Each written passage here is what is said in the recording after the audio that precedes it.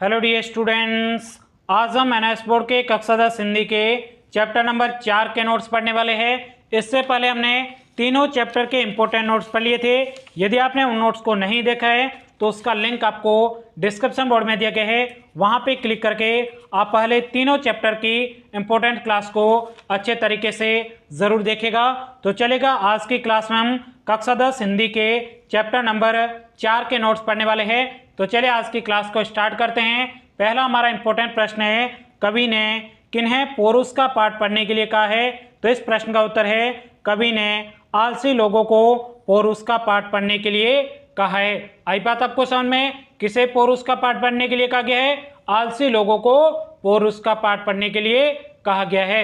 चलेगा, बढ़ते हैं दूसरे प्रश्न की तरफ। दूसरा प्रश्न में कहा जा रहा है, आह्वान कविता के माध्यम से देश की जनता को किसकी प्रेरणा देता है? तो इस प्रश्न का उत्तर है, आह्वान कविता के माध्यम से देश की जनता को जगाकर कर्म और संघर्ष की प्रेरणा देता है। आई बात आपको समझ में? चलेगा, बढ़ते अगले प्रश्न की तरफ। अगला आपके तीसरा प्रश्न है, जिसमें कहा जा रहा है, भाग्यवादी किसे कहते हैं? तो इस प्रश्न का उत्तर है, जो व्यक्ति परिश्रम न करके केवल भाग्य के सहारे ही सब कुछ प्राप्त करना चाहता है उसे भाग्यवादी कहते हैं। देखिएगा साथियों, हमारे कोचिंग के ये बिल्कुल फ्री में आपको यहाँ पे क्लास मिल रही है।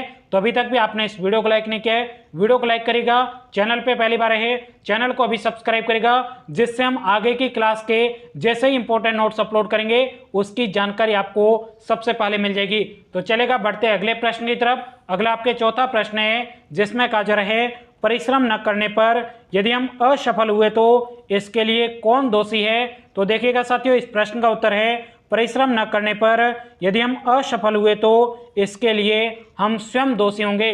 क्योंकि साथियों यहाँ पे हमारे कोचिंग के हमने तो आपको बिल्कुल फ्री में नोट्स प्रोवाइड कर दिए।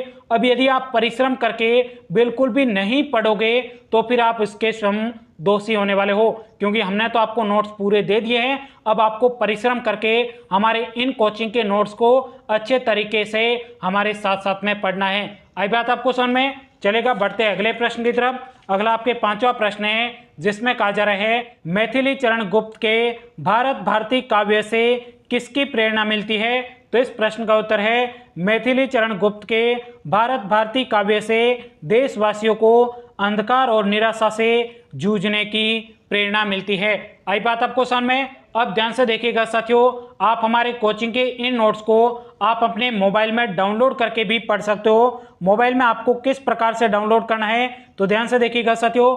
मोबाइल में डाउनलोड करने के लिए आपके मोबाइल में जहां पर भी गूगल लिखा होगा वहां पे आपको क्लिक करना है, और उसके बाद में यहाँ पे आपको सर्च करना है MOSTEXAM।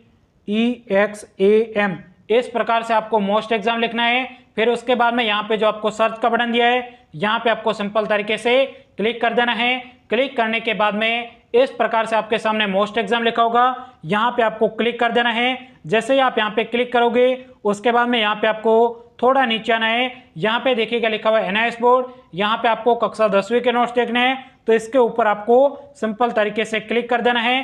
क्लिक करने के बाद में इस प्रकार से आपके सामने एनआईएस बोर्ड के कक्षा 10 के सभी विषयों के नोट्स खुलेंगे। यहाँ पे आपको हिंदी के नोट्स देखने हैं, तो हिंदी के नोट्स के सामने जो क्लिक लिखा हुआ है यहाँ पे आपको सिंपल तरीके से क्लिक कर देना है। क्लिक करने के बाद में इस प्रकार से आपके सामने एनआईएस बोर्ड के कक्षा 10 हिंदी के सभी चैप्टर के नोट्स खुलेंगे।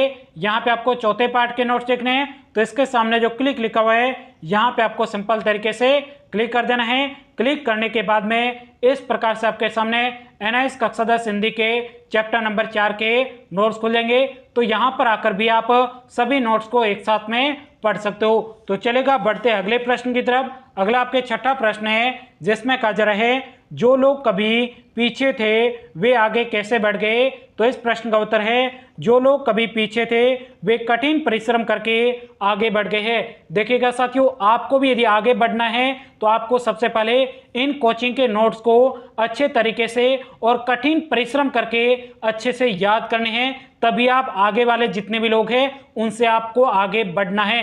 परिश्रम करना पड़ेगा, वो भी आपको कठिन परिश्रम करना पड़ेगा, क्योंकि एक बार में आपको ये याद नहीं होंगे। आपको दोबारा से वीडियो देखना है, फिर आपको वेबसाइट पे जाकर अच्छे से नोट्स पढ़ने होंगे, तभी ये आपको अच्छे से प्रश्न याद होंगे। और उसके बाद में जैसे ही आपके बोर्ड के एग्जाम में ये प्रश्न पूछा जाएगा तो आप बिल्कुल सही तरीके से और जल्दी से इन प्रश्नों के उत्तर लिखकर अच्छे नंबरों से पास हो जाओगे।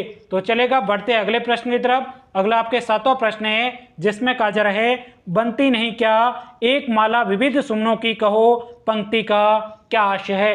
तो इस प्रश्न का उत्तर है बनती नहीं क्या एक माला विविध सुमनों की, कहो पंक्ति का यह आशय है कि अनेकता होने पर भी एकता हो सकती है। आई बात आपको समझ में? चलेगा, बढ़ते अगले प्रश्न की तरफ। अगले प्रश्न में कहा जा रहा है उपमेय किसे कहते हैं। तो इस प्रश्न का उत्तर है कविता की पंक्ति में जिस वस्तु की तुलना की जाए, यानी जिस वस्तु की तुलना की जाए उसे आपके उपमेय कहते हैं। आई बात आपको समझ में? चलेगा, बढ़ते अगले प्रश्न की तरफ। अगला आपके 9वां प्रश्न है, जिसमें कहा जा रहा है उपमान किसे कहते हैं। तो इस प्रश्न का उत्तर है जिस वस्तु से तुलना की जाए, यानी जिस वस्तु से तुलना की जाती है उसे तो आपके उपमान कहते हैं, और जिस वस्तु की तुलना की जाती है उसे आपके उपमेय कहते हैं। दोनों में अंतर पता होना चाहिए। जिस वस्तु की तुलना की जाए, यानी जिस वस्तु की तुलना की जाती है, यानी कौन सी वस्तु की तुलना की जाती है वो तो आपके उपमेय हो जाएगी, और जिस वस्तु से, यानी कौन सी वस्तु से तुलना की जा रही है वो आपके क्या होगा, उपमान होगा। चलेगा, बढ़ते अगले प्रश्न की तरफ। अगला आपके 10वां प्रश्न है, जिसमें कहा जा रहा है आह्वान पाठ के लेखक का नाम बताओ। तो इस प्रश्न का उत्तर है आह्वान पाठ के लेखक का नाम मैथिली चरण गुप्त है। आई बात आपको समझ में? तो आपके इस पाठ के इतने इंपॉर्टेंट नोट्स बनने थे।